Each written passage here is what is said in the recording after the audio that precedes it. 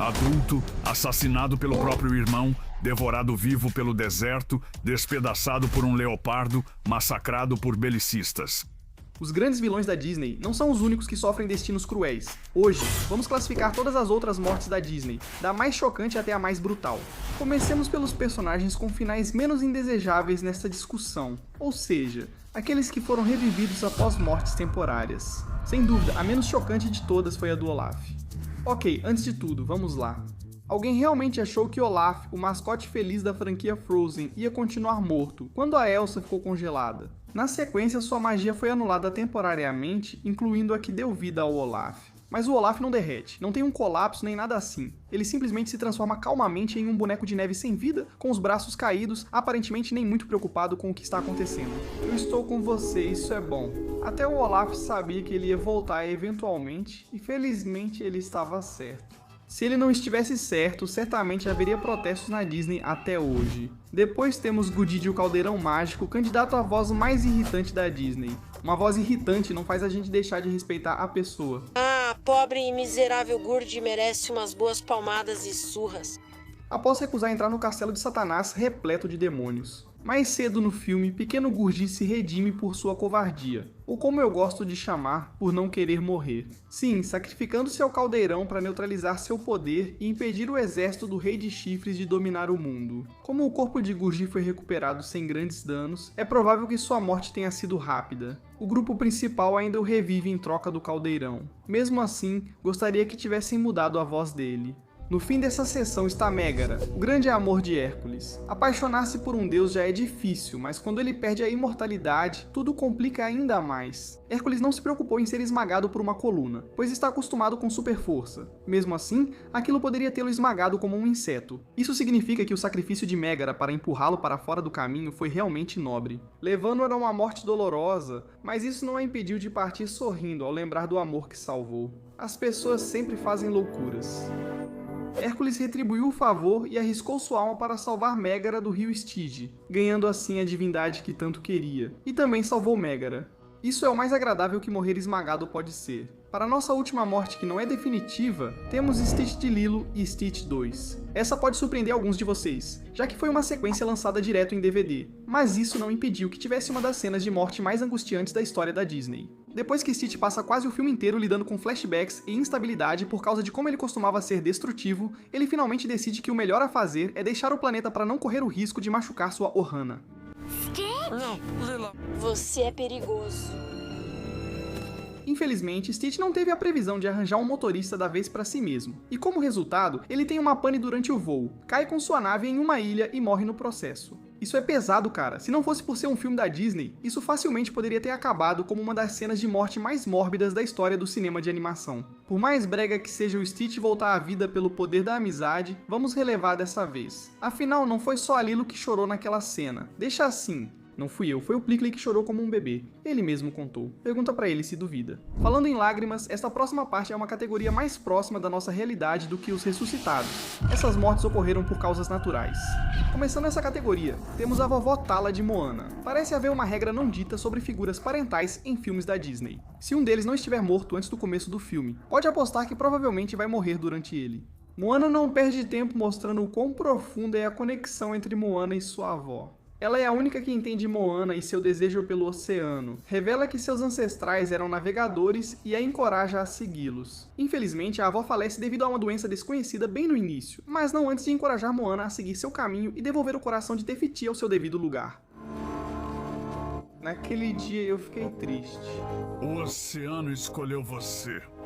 Ela faz isso antes de reencarnar como a criatura marinha escolhida e dar conselhos nos momentos mais difíceis. Isso sim é uma boa avó. Nem a morte consegue impedi-la de ser solidária. Em seguida temos... Espera, ela era a única nessa categoria. Certo, tudo bem. Então acho que vamos passar para as mortes rápidas e relativamente indolores. Cocoon, pretendente de Pocahontas e personagem secundário, teve um final marcante ao ver Pocahontas e John juntos. Ele corre para resgatar sua futura esposa, achando que ela está em perigo, mas acaba mostrando que não seria um mau companheiro. Infelizmente, esse não é o último mal-entendido. Thomas, achando que John está sendo atacado, atira desesperado no selvagem para salvar o amigo. É uma cena realmente triste, mesmo que Jon assumir a culpa por Thomas tenha sido algo genuinamente comovente. Cocoon era um cara decente e definitivamente não merecia terminar daquele jeito. Aparentemente, sua morte foi instantânea, sem muito sofrimento. O mesmo vale para Karchak, líder dos macacos e pai adotivo de Tarzan. É uma pena que ele tenha demorado tanto para aceitar Tarzan como parte da família. Mas no final, literalmente no fim da vida dele, Kerchak conseguiu encontrar coragem para tomar um tiro por Tarzan. Ele mostra que aprendeu a respeitá-lo como um dos seus, a ponto de ceder a liderança em seus momentos finais. Meu filho. Apesar de ter se sacrificado, diferente de Cocoon, o colocamos um pouco abaixo porque sobreviveu mais tempo após ser baleado, o que dificilmente foi agradável. Tudo bem, todos nós sabíamos que essa estava por vir. Vamos falar sobre a mãe de Bambi. O que parece ser esporte, ou até mesmo apenas uma ida ao mercado para um caçador, é um terror absoluto para um animal. Bambi e sua mãe aprenderam isso da pior forma. Quando um ser assustador chamado Homem chega à Floresta Nevada, eles fogem. Um único tiro é ouvido ao fundo, matando a mãe de Bambi. Sua morte foi a mais instantânea até agora, mas ela tem uma característica única. Até agora, ela tentou fugir e proteger o filho. Além disso, ela cumpriu seu papel de mãe servo, mas meu Deus, essa foi difícil de aceitar. De uma morte de um dos pais para outras duas. Em seguida, temos os pais de Lilo e Nani, de Lilo e Stitch. Sabemos pouco sobre eles, apenas que morreram em um acidente de carro, deixando Nani para criar a irmã mais nova. Estava chovendo, e eles foram dar uma volta de carro.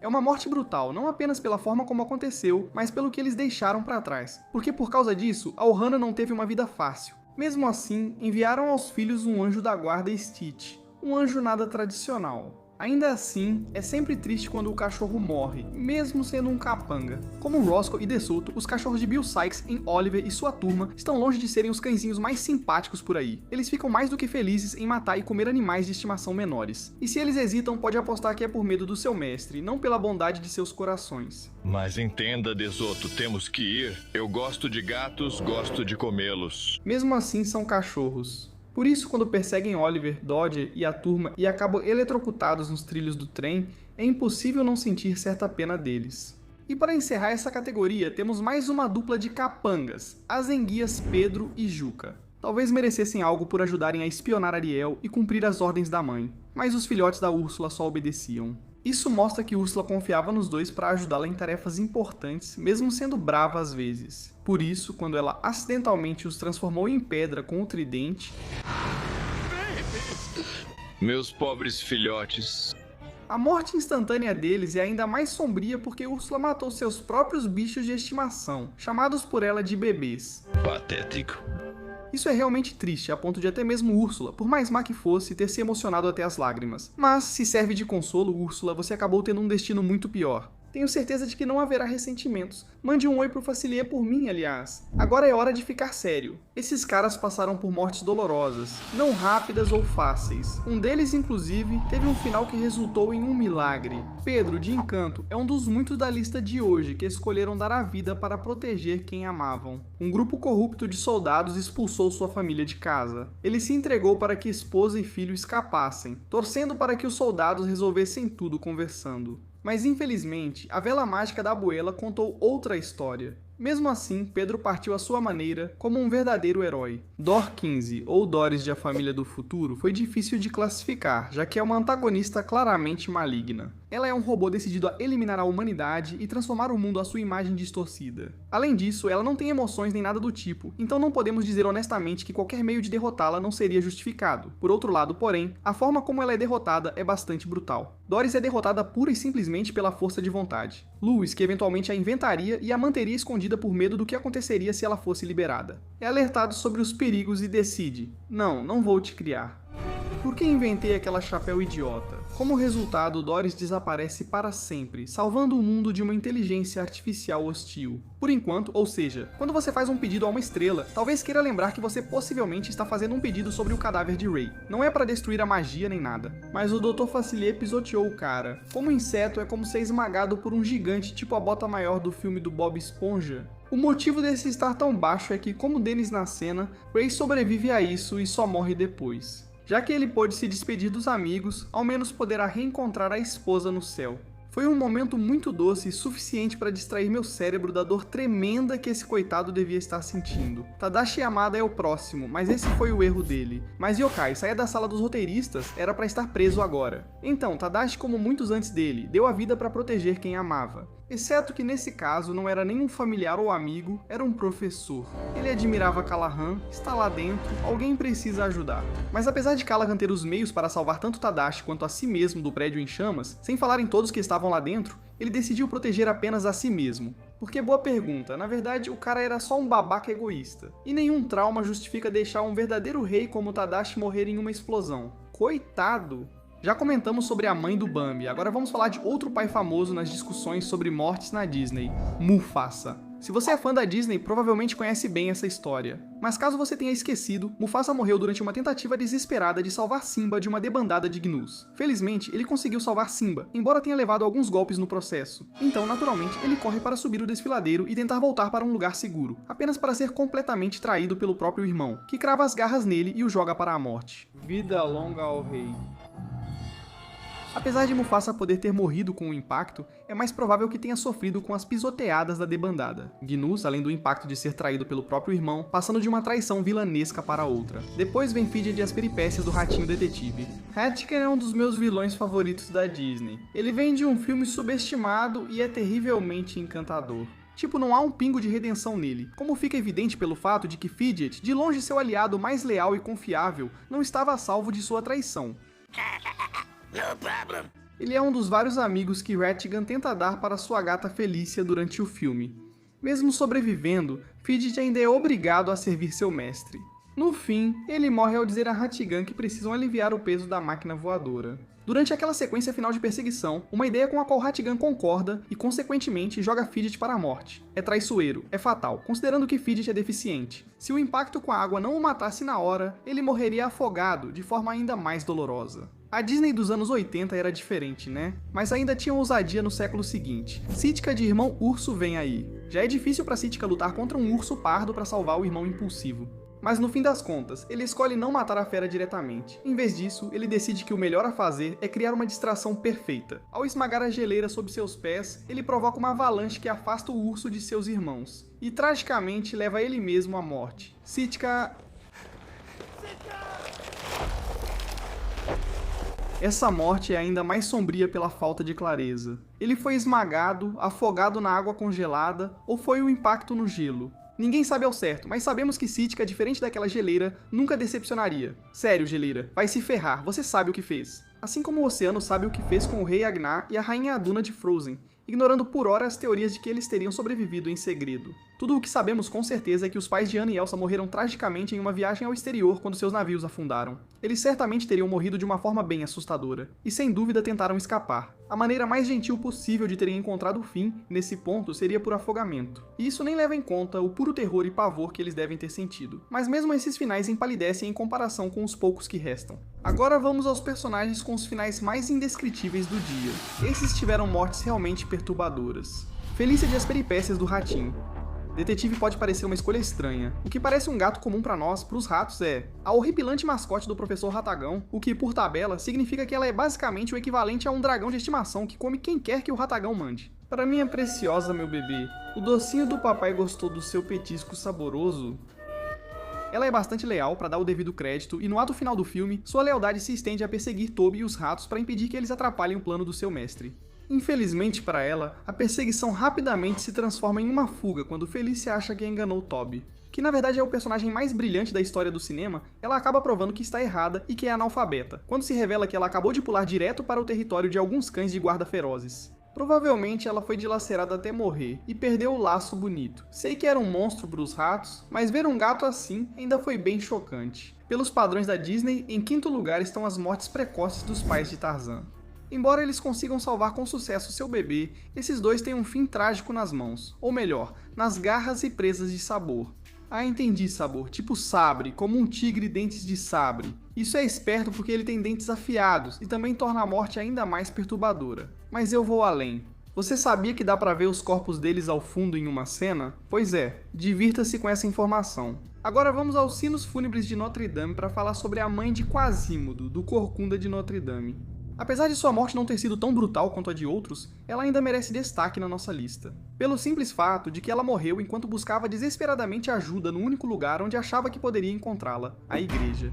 Após escapar da polícia francesa, ela é perseguida pelo juiz Frollo, que acredita que ela possui itens roubados e decide matá-la para tomá-los. Durante o processo, ela cai da escada e sofre um forte golpe na parte de trás da cabeça. Embora tenha sido rápido, ela morreu logo após seu bebê ser tirado de seus braços, tendo que assistir em seus últimos momentos enquanto se afastava de Frollo, que criaria seu filho como um cativo por décadas. É brutal, mas ao menos essa morte foi uma das menos dolorosas fisicamente, diferente das próximas 3. A medalha de bronze da brutalidade vai para Gazin de Aladdin, enviado por Jafar à Caverna das Maravilhas. Ele é um dos vários bodes expiatórios mortos ao tentar cumprir essa missão. Infelizmente, para esse ladrãozinho, a Caverna das Maravilhas só o viu como um lanchinho rápido. Após dar-lhe falsa esperança, logo o engoliu. A menos que cavernas tenham sistemas digestivos que eu desconheça, ninguém sabe ao certo como essa coisa se livrou de Gazin. Mas pelo que dá pra perceber pelos gritos de terror primitivo dele, dá pra dizer com segurança que não foi nada bonito. Embora o dele tenha sido brutal, Bartolomeu de As Peripécias do Ratinho Detetive tem um ainda menos discutível, em um filme que é uma versão de Sherlock Holmes com ratos. Há várias mortes brutais aqui, sendo a de Bartolomeu a mais difícil de aceitar. Durante a música do vilão Ratigan, que é bem estilosa, Bartolomeu erra ao chamá-lo de rato. Um erro comum, considerando o nome dele, né? Mas Ratigan não tolera erros. E o rato bêbado vira o próximo petisco de Felícia. Sabe o que acontece quando alguém me irrita? A cena apresenta Ratigan como um dos vilões mais desprezíveis da Disney, tornando-se ainda mais brutal pelas reações ao seu redor. Os capangas de Ratigan imploram pela vida do amigo, mostrando que alguns têm princípios, mas Ratigan não se comove e usa Bartolomeu como exemplo para quem o decepciona. Ser engolido inteiro por um animal gigantesco e digerido enquanto está em um estado em que claramente não faz ideia do que está acontecendo. É brutal, cara. Mas se vamos falar de cenas da Disney que são realmente difíceis de assistir, se você perguntar pra gente, só tem uma que leva o troféu. General Lee e a Vila levam a medalha de ouro em brutalidade.